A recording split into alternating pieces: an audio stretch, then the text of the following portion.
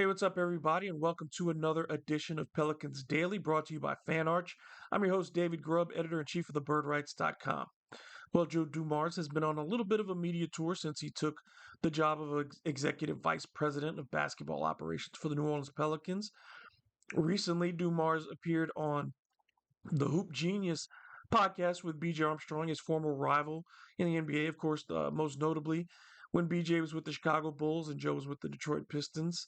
Um, and Joe basically was reiterating a lot of the things he discussed during his opening press conference, saying that the reason he took this job was right place, right time, right people. And he wanted to make sure that all three of those things were in place before he took his job somewhere other than New York with the NBA. You hope that that's the right mix because some of these things are going to have to change. So certainly, when he's talking about right people, he's talking about starting with the ownership uh, and Governor Gail Benson and her charge of the Pelicans, and giving him the ability to reshape this franchise. And as other folks have pointed out, this is not going to happen overnight. He's going to have to take his time and build a staff of people that fit his vision for what you want to see with the New Orleans Pelicans over the next few years.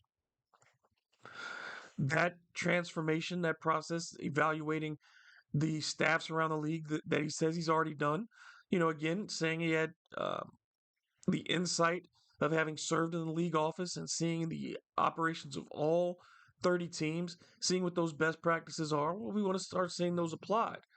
That doesn't mean you want to see a haphazard rebuild. But when you start to see the names, I think you want to look for those types of levels of innovation, commitment, and just having a vision and a focus for this franchise. The thing that I think most people feel like it's really lacked, even with talent. If you don't lack vision and purpose, it's hard for your franchise to really win anything of note. Certainly, again, you want to emphasize that Dumars has had success. The difficulty was at the tail end, the latter half of his tenure in Detroit. And I think if you're anywhere long enough, there's going to be failures and mistakes. The big thing that you're looking for at this stage out of Dumars is, has he learned from those mistakes, those errors, and is he going to be able to find maybe talent that not just that he's familiar with, but go out and look for talent um, in places that you haven't worked with before, teams that you haven't worked with before, executives that you haven't worked before, but who have great reputations, and you bring them in and see if they can wow you in the interview process, and maybe you start bringing in some divergent sets of talents and mindsets, because I think there has to be some competing and creative tension in the room.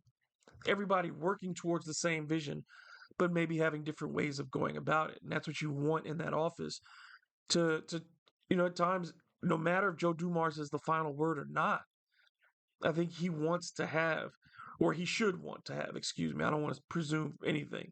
And I don't want to presume that he hasn't. But what I want to say is you want somebody who's willing to have people whose opinions differ than from theirs.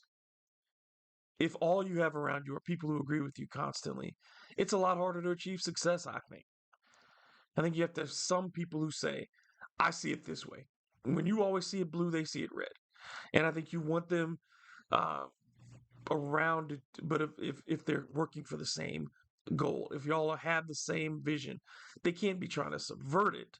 They can't be trying to destroy it. But what they need to be doing is saying, I see it from a different angle. And how do we perceive those things and get to that same place? Um, but ultimately, I think it's fine that Dumars is doing these um, media visits with other podcasts and other uh, outlets. But I think that you'd like to see him converse with local audiences. You want to see him meet with the media again in a situation where you can get some more of this one-on-one and get the narrative that comes from the natural flow of an interview. I mean, I'd love to have the opportunity to talk to Joe Dumars and really ask him questions from a New Orleans Pelicans fan's perspective, and a New Orleans Pelicans media perspective, to really just ask the questions that are more concerning to what fans want to know on an immediate basis. And I hope we get those opportunities at least semi regularly. You know, the quarter way marks of the season Yeah, every 20 games or so, you'd like to be able to check back in, not just here at the beginning of the season, and then have to wait until the end of the season, really, or if a major transaction happens, to get any word from the front office. I think this to build trust, particularly early on, you'd hope that Joe Dumars takes the opportunity to talk to local media a bit more than his predecessor did, and I think that there's also what comes to that, there's a little bit more security, certainly for Joe Dumars coming in, knowing that his reputation in the NBA is secured. He knows that his reputation in Louisiana is secured. You don't want to fail in your home state, but coming in, there's nothing that's going to change Joe Dumars' status as one of the greatest basketball players ever to come out of Louisiana and one of the most respected people in sports to come out of Louisiana. Those things won't change. So I think that there's an inherent gain in security and I think personal comfort when compared to David Griffin already coming in for Joe Dumars. I think those things are real. But can you capitalize on them? Can you do something with them? I don't think Joe Dumars is an executive who doesn't understand the media. Certainly understands it very well. You've seen his appearances, whether if you're talking about appearing in documentaries and talking about the bad boys, whether it's been on podcasts, whenever you see Joe Dumars, he understands how to represent himself and represent his organization and talk in front of the media. He's capable of doing those things confidently. So I think that that should continue for him in the future. We just have to ask for those things. And I think I certainly will. And I believe other media members will as well. It's just we're going to continue to ask, and hopefully we have a good relationship with Dumars going forward. Um, that remains to be seen, but I'm encouraged and optimistic in the meantime as we wait to find out. All right. Um, the Pelicans are still going to go into this NBA offseason looking for major changes. Obviously, the two big things are free agency and the draft. The draft and free agency are going to be impacted mostly by what happens in the lottery. If the Pelicans end up with a top two pick, you know certainly, I think, what direction they're going. Those are questions that are already answered. The uncertainty comes as they progress lower down the draft. Whether you're in the top four, whether you're in the top six, top eight, top 10. You know, if they drop that far, if they drop down to the top 10 in this draft, if you're in that position, then certainly things change and how you approach the draft and free agency will change. In free agency, what are the realistic options for the Pelicans? And I think it's starting with the big names um, in particular. Are those realistic targets for the New Orleans Pelicans? And I think every offseason, um, folks will go into it and have the highest targets on their radar and aspiring for those things. But those aren't necessarily reasonable considering the assets that you have and the teams you're trying to negotiate with. One of the potential names that's been mentioned, Michael Porter Jr. Um, Certainly, the Nuggets are in a position where they're going to have to shake up their roster if they want to appease Nikola Jokic. Porter is a guy with rare skill as far as shooting from the outside. He's tall, 6'10". He's young. He's got a big contract. And what would it take to give up somebody like a Michael Porter Jr.? If the Pelicans had to give up CJ McCollum and Herb Jones to get Michael Porter Jr. Um, and assets, I mean, certainly there'd have to be some filler in that. Does the pairing of Michael Porter Jr. and Trey Murphy III make sense? It seems like redundant skill sets of two guys, um, tall, athletic. I would say Trey's more athletic than Michael Porter Jr., but and Trey's probably a better defender.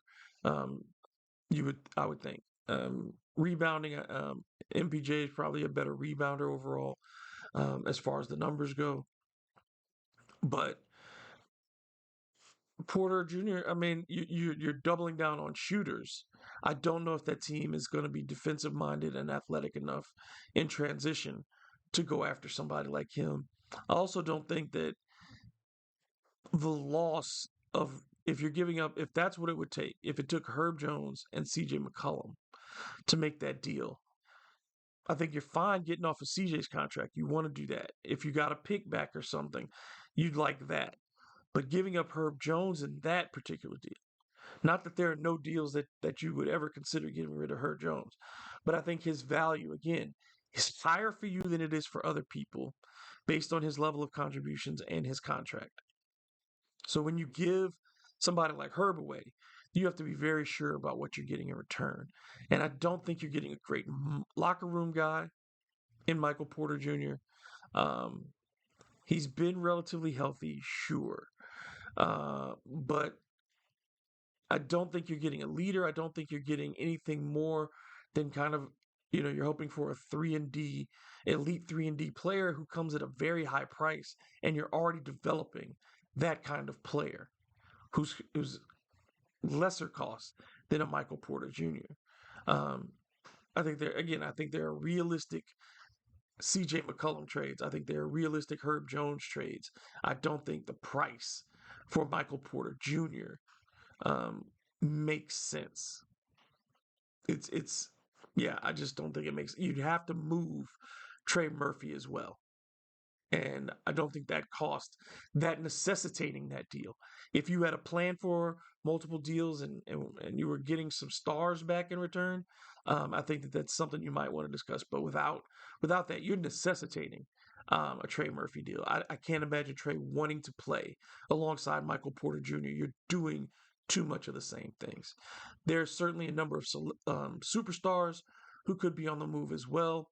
Um, when you talk about a Kevin Durant, when you talk about um, Devin Booker, Anthony Simons, Mark Williams, these are all players who could get moved. Laurie Markkinen, who we discussed before. Um, but how many of them are realistic targets for the Pelicans? I think the realistic targets for the Pelicans. There's teams that you can't revisit unless you're part of a multi-team deal, like going back to the Hawks per se, something like that.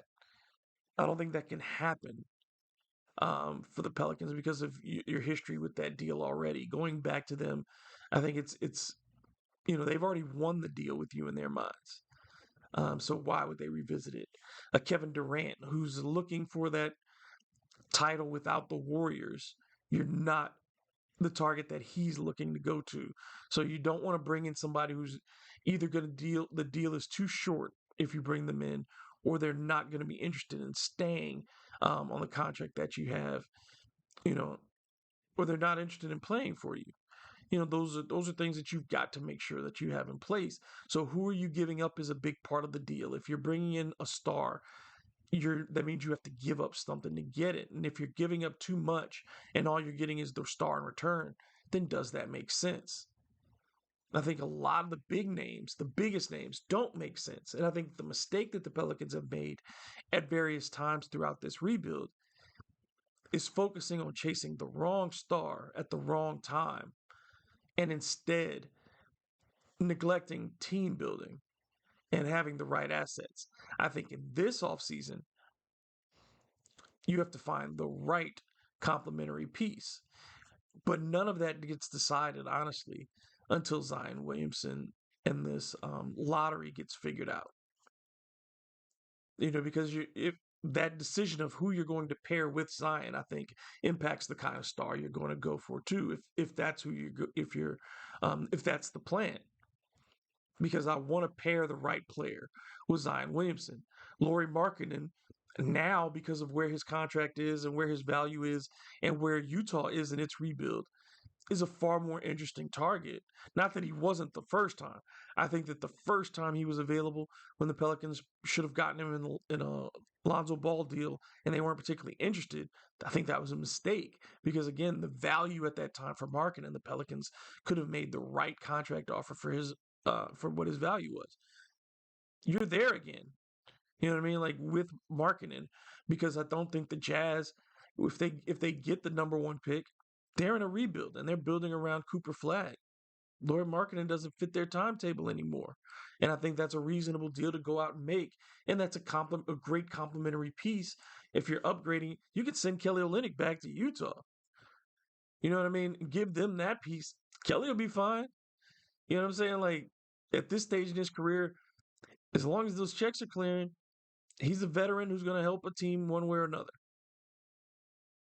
And I think you could build a package around that and make that deal work. 1 year left on that deal for Utah, they'd be happy. You know what I mean? For Olynyk, getting an expiring contract, that works. So I think Lauri Markkinen's a reasonable target for the New Orleans Pelicans. Um, I don't think Devin Booker wants to come. Yeah, I know where he's from, but I don't think he wants to play for the Pelicans right now. I think a lot of these guys who are coming from frustrating situations don't want to enter another one that might be potentially frustrating. That's either by the partnership with Zion, if you're at that place in your career where you think you're ready to win, like if you're Devin Booker and you know the thing that you need is a title at this stage to validate your stardom, you're not coming to New Orleans. You're not, allowing your agent to let that happen. So, those are the players you have to look for. And don't take somebody else's problem.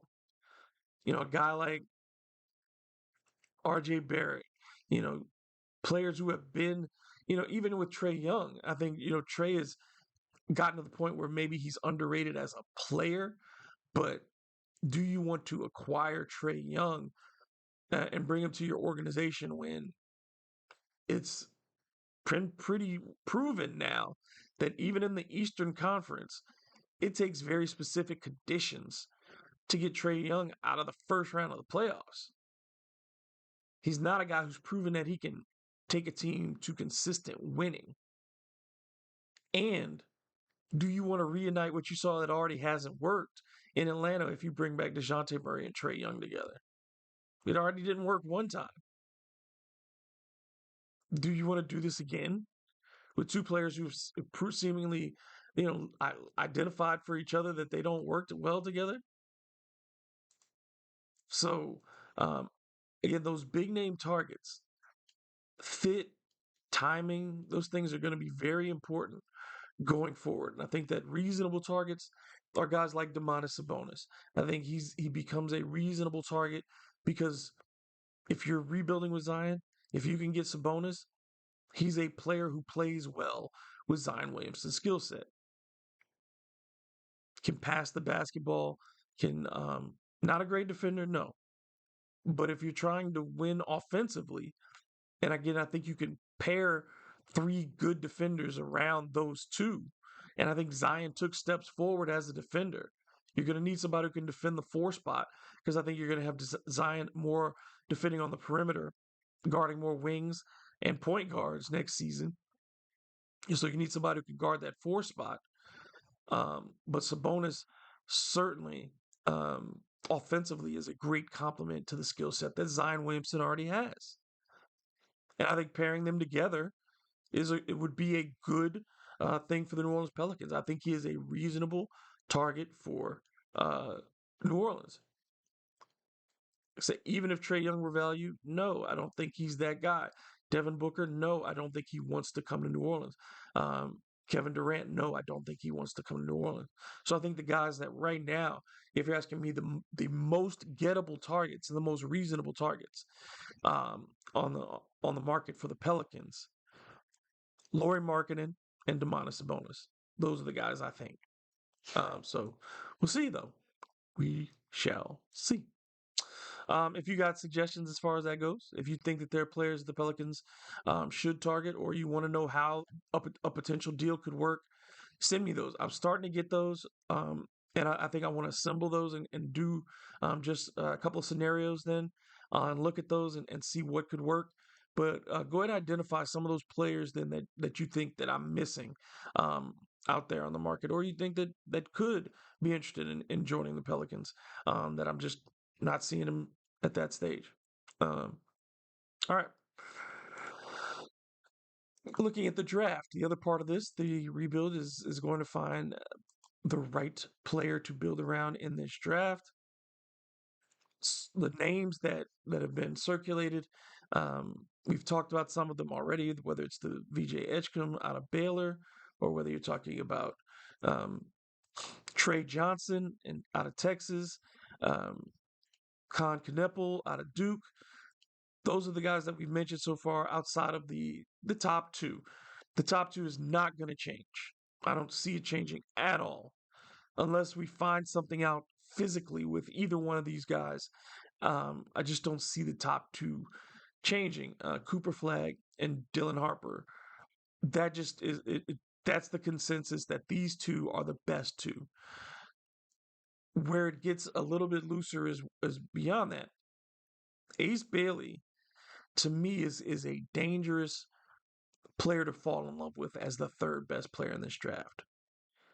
He gives you a couple of things that just are really enticing. His height and his ability to shoot the basketball. But the comparisons to me when it comes to Ace Bailey, the issue is what kind of competitor is he?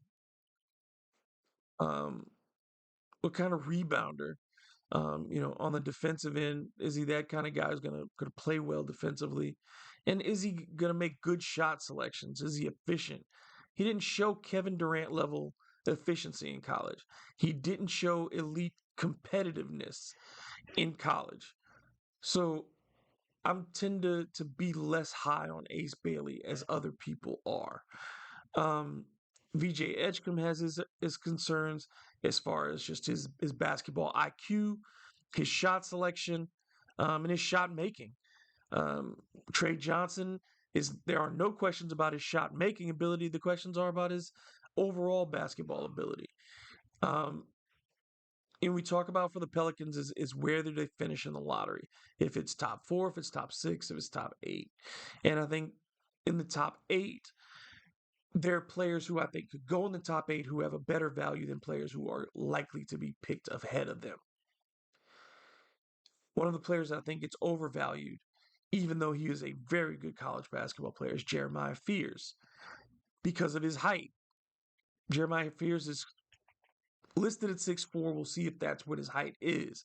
If he's shorter than 6'4", then you have to have real concerns about his ability to make shots at every level in the NBA. Because at that height, you have to be an elite shot maker or an elite finisher. Those are the only choices. You better be Steph Curry or Allen Iverson. Allen Iverson. You got to be an Isaiah Thomas, either one, type finisher at the bucket. I don't know if Jeremiah Fears is that player. Um, and so that's why he's a concern for me, even though he played very well in college. The college game is not the NBA game. You know what I mean? A guy who I think will rise, Jace Richardson of Michigan State. I think he's one of those players that people will get really enthralled with. But again, he's not as tall as his father was. You wonder if he's going to gain some height. If he's one of those guys who could be a late bloomer height wise. But a lot of these players, when they're not listed at the same height as their fathers, who have these NBA pedigrees are coming in with.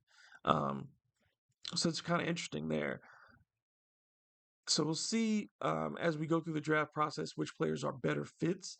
I think the interesting part is, the Pelicans don't have a second round pick. So the focus this season is purely on that first round pick. And if the Pelicans end up in a certain spot, do they trade back and try to pick up multiple picks in this draft? There are ways that that's possible in this draft to have multiple picks this season. It's a deep draft. If you wanted to do that, it could make sense. If you wanted to drop back for better value, that could make sense depending on where they are. If you find a player that you really like and they maybe fall on draft boards for one reason or another, the Pelicans certainly could move back if it's to their advantage, both financially and to still get the maybe more picks in return for moving back, or maybe a player asset that they could use immediately. Um, those are all on the table. And I think those are all reasonable options at this stage. They shouldn't be married to one or the other. Um, find out what works best for you. But ultimately, the decision is centered around the future of Zion Williamson. And the Pelicans are going to have to make that decision first. Um, last season's draft product, Yves Missi, he's the subject today for his player grade. And if I'm giving Missi his player grade, I give his number letter right up front, and I'll say you give him a B. You know, nobody gets an A. Nobody was perfect this season. Nobody. I think there are areas where he gets an A. Effort, absolutely. From where he was to prior to the start of the season to where he ended up, Yves Missi's effort, his attitude, those types of things, his intangibles. Man, you give that kid all the A pluses you can as far as just willingness to work hard, never being discouraged. I mean, just he competed all season long, even when maybe he shouldn't have. Um, but the things that detract from his overall score, that give you end up with that B plus. Um, I think are just the obvious flaws in his game at this stage. The lack of experience is evident. And again, this is a very young basketball player who has not had a lot of experience. He's still just 20 years old, um, about to turn 21. But when you talk about experience, not a lot of experience in basketball in general. So we'll see how what his potential is for growth going forward. That's going to be the thing that determines his long-term value, is how quickly he gets better from where he is now, the baseline he's set, and how quickly he matures physically. And I think those are the things that were evident during the season, is that Yves has to mature physically. He's not strong enough to man the position on a nightly basis yet. There are nights when he just gets overpowered physically by opposing centers who are more athletically mature than he is. I think also when you talk about Yves Missi, you can still see his lack of experience in just how he gets into his moves. The gears turn. He knows what he's been taught. And when it doesn't matter, when there's no stress, he's able to complete these moves. But that's in practice. When you get into game situation, adrenaline's going, and you have to engage your muscle memory and just execute the move, it's a lot harder. It's much more difficult for him in those situations because he's not as confident, because he just hasn't done it enough. He hasn't done it against this level of competition. That's going to be the big thing next season, is can he get into his offensive moves a lot quicker and make those decisions a lot quicker?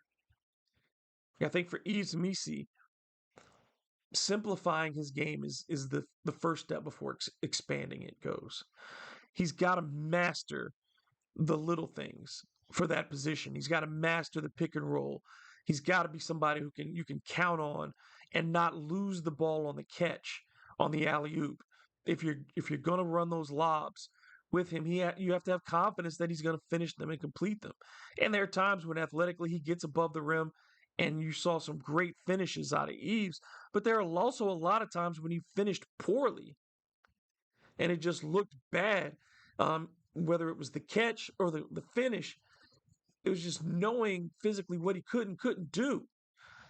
And so he's got to get to that point where you can count on him to finish his lobs, um, and set solid screens, finish lobs, and operate in the dunker spot. Those things, if Yves can conquer those things first, then you start talking about expanding to knocking down that baseline jump shot on the pick and roll, um, the occasional wide open three in a trail position, or just out of rotation. If the defense is giving and conceding it, you want him to be able to take that shot. But those are things to add down the road. The way he's positioned with this team right now is that every night he's going to be the fifth option offensively. Every night he's going to be the fifth option when he's on the floor with the starting unit. So in that job, just complete the basics. If they drop the ball to you in the dunker spot, dunk it. Finish that, be done with it. You know what I mean? If you could be confident with that, if when you set that screen, set it right, roll, finish above the rim. If you could count on Yves to do those things and give you that 10 to 14 points every night, and he can up his rebounds slightly from 8 to 10 and keep his blocks above 1.5. Those three things, I think those are the barometers for Yves Missi next season. Because if he's playing 28 minutes a night, and he played 27 minutes this season, but if he's playing 28 minutes a night, which is 7 minutes a quarter, if you're getting 10 to 14 points, 10 rebounds, 1.5 blocks, and just keeping it to one turnover or less for Yves Missi, then I think you're very satisfied with his production. He's got to be better on the defensive glass, and that comes with his lack of physicality as well. I think he's got decent defensive instincts, but he's got to get better. And I think that you saw his value on the court. Um, when you dig deeper into the numbers for Yves, you're going to see positive things when it comes to his value over replacement player. I think that it was considering the circumstances and what he had around him. When you look at his on-offs, they were solid. Um, when you look at his contributions compared to other guys like a Jose, Herb, Trey, or Zion when they were rookies, he's at a good level. And his win shares per 48, those types of things. And what are his contributions? When you look at the rookies that the Pelicans have had lately, he's been one of the most successful rookies they've ever had. In this tenure, these last 6 years or so, Yves is right up there when it comes to his production, his win shares as a rookie, and then comparison this season in just his on court contributions this season, he's right there among the best of the players on this team. So I think there's certainly there's growth that needs to happen for him, but I think that starts with simplifying his role and making sure that night in and night out, he's capable of doing 1 to 2 things exceptionally well. And the rest of the things, you still get improvement. But we're talking about less than a 2 rebound improvement per game. I think that's possible for him. 14 double doubles this past season. The offensive part will come, I think, as he gets more efficient and confident. The defensive part will come as he matures physically. But I think the one thing you can count on with Yves is that he's going to do the work. He's going to be in the gym. He's going to give you the effort. You just have to tell him what to do and steer him that way. So if Joe Dumars and company and Willie Green have a plan for him, he'll do his best to execute it. We have to find out if he's capable of executing it. And that's going to be, that remains to be determined. But at 20 years old, his value, considering his draft position at 21 and what he gave the Pelicans this season, I don't understand how they can't be satisfied with what they got out of Yves Missi. And I don't think fans should be dissatisfied either. Is he the long-term solution at center? I don't know yet. I don't know yet. That's a hard question to answer based on what you saw from him as a rookie. I think he's an excellent part-time starter right now. He's somebody, depending on matchups, that can hold his own against most NBA centers. But you certainly need to augment the front court. The Pelicans could use a starting center. And that's why I think either you go after Lauri Markkanen and you make him the nominal starting center, even though defensively that's not the role that he would play. He's better defending as a 4 than he is as a 5. Or you go after a Brook Lopez. Excuse me, Brook Lopez, and you try to get him to man the center position. I think that's a reasonable contract offer in free agency for the Pelicans to go after. But you need to find an improvement or a veteran center to man the position as to hedge this bet. Carlo Makovic is not ready to play center either. I think of Carlo as a stretch 4. Kelly's not a defensive center. He doesn't protect the rim. You still need somebody a little more physically capable of manning the center position. It can't be Herb Jones. It best not be Bruce Brown. you need to find somebody who can play the center position, and the Pelicans still don't have that. So I think it's still a concern um, to find that veteran at the 5 spot. But overall, Yves Missi B plus for this past season. Again, A for all the intangibles, for his work ethic and just his willingness to show up and compete every night. Like he was going to give his effort, but the improvements have to be there on his game, and we'll see how far he comes as a player this off season. All right, that'll do it. Thank y'all again for tuning in. Leave your comments below. Please like, please subscribe. And you can also check me out on social media. I'm on Instagram, I'm on Blue Sky. I may be coming back to Twitter. I may have to do it, but it'll only be for business purposes. I just don't want to hang out on there personally. So, but I'm for basketball purposes, I may find that necessary to do from time to time. So be on the lookout for that. But also, Instagram, I'm there. Um, TikTok, I'm there. You can check me out on those platforms. And of course, thebirdrights.com. Till the next time, take it easy and enjoy the rest of your day.